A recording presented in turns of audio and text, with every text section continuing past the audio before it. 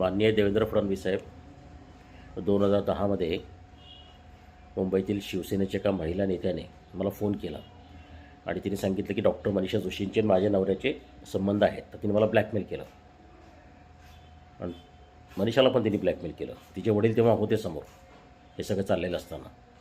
तर मी त्यांना सांगितलं की तुम्ही पुरावा आहे का. नंतर मग मी उद्धव ठाकरेंच्या संपर्कात गेलो, त्यांना संपर्क केला, राजा रायकांना संपर्क केला. त्याच्यानंतर मी त्या माणसाची सगळी माहिती काढली. हे कोण फॅमिली आहे, त्याची मुलगी सेक्स ॲडिक्ट आहे, तो माणूस मंत्रालयात अधिकारी होता. त्याच्यानंतर ती जी बाई आहे ती शिवसेनेच्या नेटवर्कखाली करायची ब्लॅकमेल.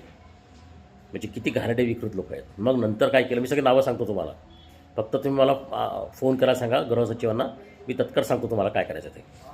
तर त्याच्यानंतर अरविंद सावंत जे खासदार आहे दक्षिण मुंबईचे, कारण ती जी व्यक्ती आहे ती BSNLमध्ये महिला शिवसेनेची नेता होती, 2010ची गोष्ट आहे. तर तिने माझ्या मिसेसला ब्लॅकमेल केलं, ट्रॅप लावला, कळलं की नाही.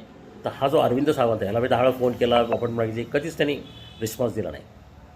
तर माझी आपल्या विनंती आहे की माझ्या तक्रारीवर त्या व्यक्तीचं मी नाव सांगेन, त्यांच्याविरुद्ध ब्लॅकमेलिंग केलं म्हणून, माझ्या बायकोची बेइज्जती केली म्हणून, माझ्या बायकोला इनडिसेंट प्रपोजल दिले म्हणून, वेश्या होण्यासाठी पैसे दिले म्हणून गुन्हा दाखल करावा आणि ह्याला सपोर्ट केला अरविंद सावंत खासदारांनी दक्षिण मुंबईच्या, म्हणून त्यालाही अटक करण्यात यावी, त्या महिला नेत्याला अटक करण्यात यावी आणि ह्याच्यामध्ये तत्काळ कारवाई व्हावी.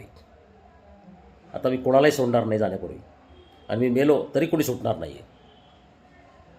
तर फडणवीस तुम्ही कारवाई करा आणि डॉक्टर मनीषा जोशीला वाचवा.